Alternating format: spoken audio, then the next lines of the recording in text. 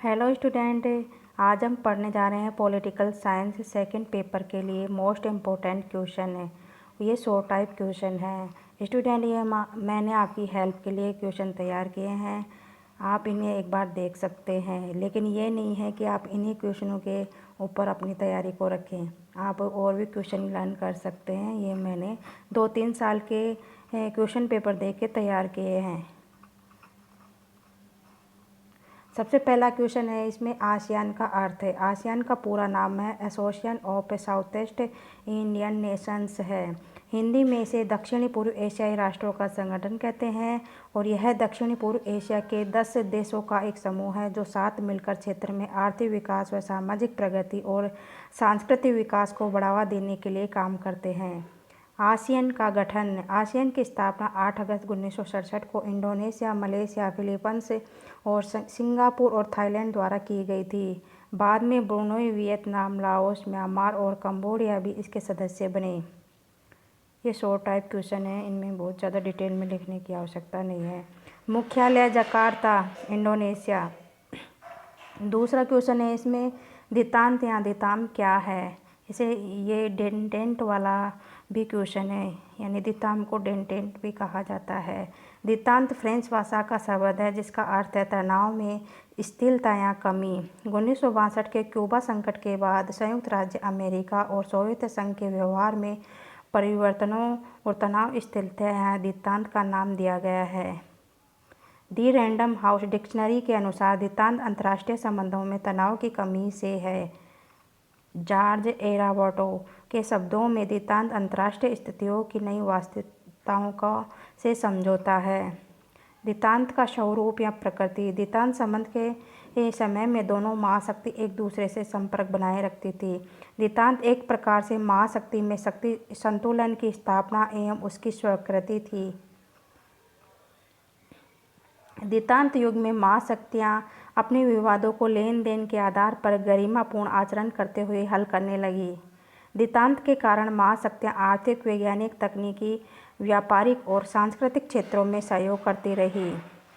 संक्षेप में, दितांत से महाशक्तियों के आचरण के नियमों में विकास हुआ और हितों को जोड़ने वाली कड़ी बनी। नीति निर्माताओं में संचार व्यवस्था स्थापित हुई जिससे संकट की घड़ी में दुर्घटनाओं के खतरे अथवा असंतुलित निर्णय को टाला जा सके। तीसरा क्वेश्चन है इसमें, लाहौर घोषणा पत्र क्या है। 20 फरवरी 1999 को भारत और पाकिस्तान के बीच हुए लाहौर घोषणा पत्र एक द्विपक्षीय समझौता था जिसका उद्देश्य शांति और स्थिरता स्थापित करना था, जिस पर तत्कालीन प्रधानमंत्री अटल बिहारी वाजपेयी और नवाज शरीफ ने अपने हस्ताक्षर किए थे। इस घोषणा पत्र के प्रमुख बिंदु निम्नलिखित हैं। दोनों देश एक दूसरे के आंतरिक मामलों में दखल नहीं देंगे। दोनों देश शिमला समझौता का पालन करेंगे। दोनों देश हर तरह के मामलों को सुलझाने के लिए मंत्री स्तरीय कमेटी का गठन करेंगे। दोनों देश एक दूसरे की संप्रभुता का सम्मान करेंगे और आतंकवाद को बढ़ावा नहीं देंगे। विश्व व्यापार के मुद्दों में समान हितों के लिए आपस में तालमेल बनाएंगे और मिसाइल परीक्षण करने से पहले इसकी सूचना एक दूसरे को देंगे। चौथा क्वेश्चन है इसमें, दक्षेस क्या है। दक्षेस दक्षिण एशिया के 8 देशों का एक आर्थिक और राजनीतिक संगठन है। दक्षेस दक्षिणी एशियाई क्षेत्रीय सहयोग संगठन यानी यानी दक्षिण एशियाई और 6 यानी क्षेत्रीय और यानी सहयोग या संगठन। Shark south Asian association for regional cooperation. ये वेरी शॉर्ट टाइप क्वेश्चन आते हैं, उनके लिए भी ये आप देख लेना, यानी शार्क का पूरा नाम लिखिए। सदस्य भारत, पाकिस्तान, बांग्लादेश, श्रीलंका, नेपाल, मालदीव, भूटान, अफगानिस्तान, ये इसके सदस्य देश थे। स्थापना थी इसकी 7 व 8 दिसंबर 1985 को ढाका में हुई थी और इसका मुख्यालय नेपाल की राजधानी काठमांडू में है। इसके उद्देश्य थे दक्षिण एशिया के देशों के बीच सामूहिक आत्मनिर्भरता को बढ़ावा देना और मजबूती प्रदान करना, अन्य विकासशील देशों के साथ सहयोग को मजबूत करने के लिए आर्थिक, सामाजिक और सांस्कृतिक सहयोग को बढ़ावा देना और इसमें चौथा है क्षेत्रीय शांति, स्थिरता और समृद्धि को बढ़ावा देना। अब हम देखेंगे इसका महत्व। ये एक 1 पॉइंट है। नवंबर 2014 में काठमांडू शिखर सम्मेलन में अनेक पर्यवेक्षक राष्ट्रों ऑस्ट्रेलिया, अमेरिका, जापान, दक्षिणी कोरिया आदि में भाग लिया। इससे स्पष्ट है कि सार्क का वैश्विक स्तर हो रहा है, जो दक्षिण एशिया को विश्व से जोड़ने में मदद करेगा।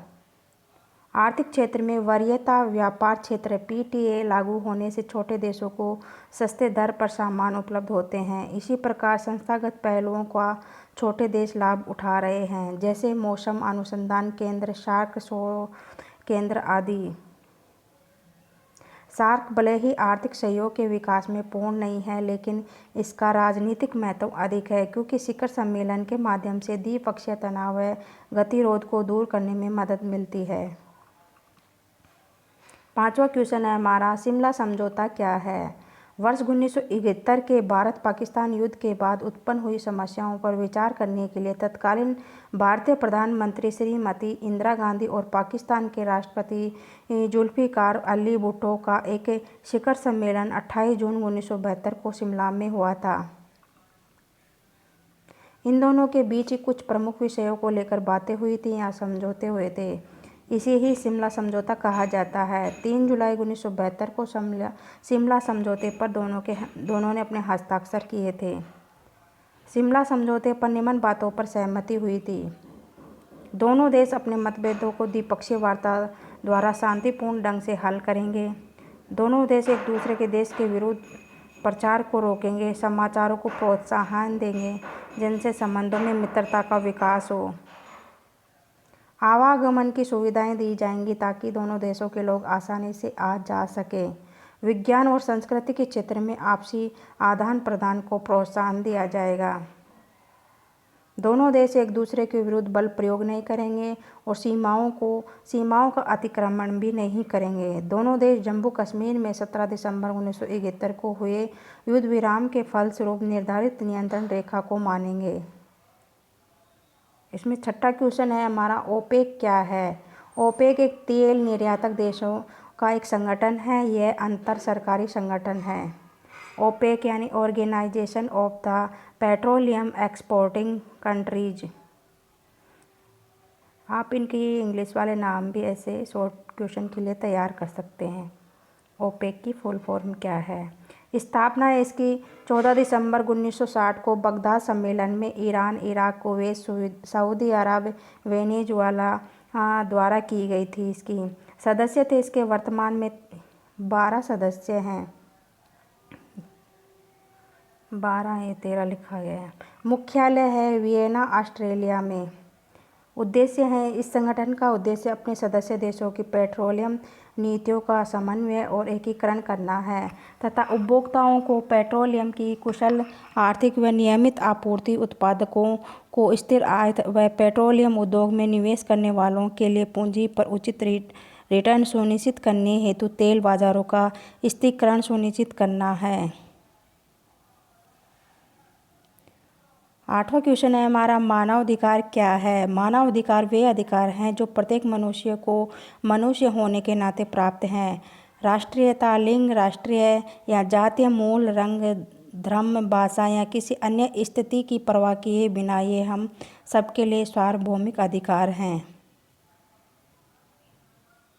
इनमें सबसे मौलिक जीवन के अधिकार से लेकर वे अधिकार शामिल हैं जो जीवन को जीने लायक बनाते हैं, जैसे कि भोजन, शिक्षा, काम, स्वास्थ्य और स्वतंत्रता का अधिकार है। प्रत्येक वर्ष 10 दिसंबर को विश्व मानवाधिकार दिवस मनाता है। मानवाधिकार घोषणा पत्र में प्रस्तावना सहित 30 अनुच्छेद हैं। इस घोषणा पत्र में न केवल नागरिक तथा राजनीतिक अधिकारों का बल्कि सामाजिक आर्थिक अधिकारों का भी पहली बार प्रतिपादन किया गया है। 9वां क्वेश्चन है हमारा, संयुक्त राष्ट्र संघ क्या है? संयुक्त राष्ट्र संघ एक अंतर्राष्ट्रीय संगठन है जिसकी स्थापना 24 अक्टूबर 1945 को हुई थी और इसका मुख्यालय है न्यूयॉर्क शहर में। सदस्य हैं इसके वर्तमान में 193 देश इसके सदस्य हैं और इसका उद्देश्य है, संयुक्त राष्ट्र संघ का मुख्य उद्देश्य विश्व में युद्ध को रोकना, मानवाधिकारों की रक्षा करना, अंतर्राष्ट्रीय कानूनों को निभाने की प्रक्रिया जुटाना, सामाजिक और आर्थिक विकास उभारना, जीवन स्तर सुधारना, बीमारियों की मुक्ति हेतु इलाज, सदस्य राष्ट्र को अंतर्राष्ट्रीय चिंताएं और राष्ट्रीय मामलों को संभालने का मौका मिलता है। और इसके मुख्य अंग है महासभा, सुरक्षा परिषद, संयुक्त राष्ट्र आर्थिक एवं सामाजिक परिषद, संयुक्त राष्ट्र न्यायास परिषद, अंतर्राष्ट्रीय न्यायालय, संयुक्त राष्ट्र सचिवालय। और इस पेपर के लिए आप ये निम्नात्मक क्वेश्चन भी देख सकते हैं। जैसे सबसे पहला है हमारा शीत युद्ध क्या है, उत्पत्ति के कारण एवं वर्तमान स्थिति।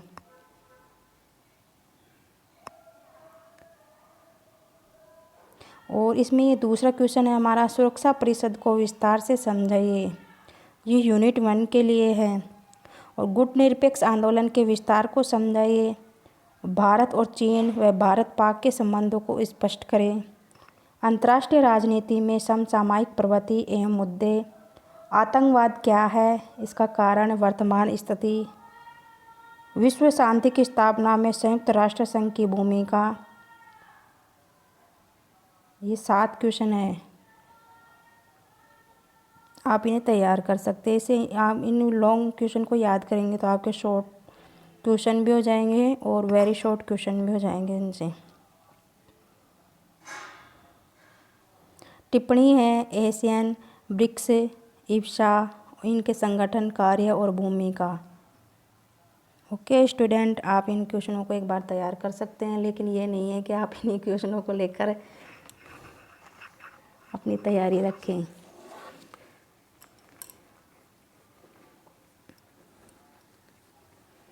आप अपनी तरफ से भी कुछ तैयारी कर सकते हैं।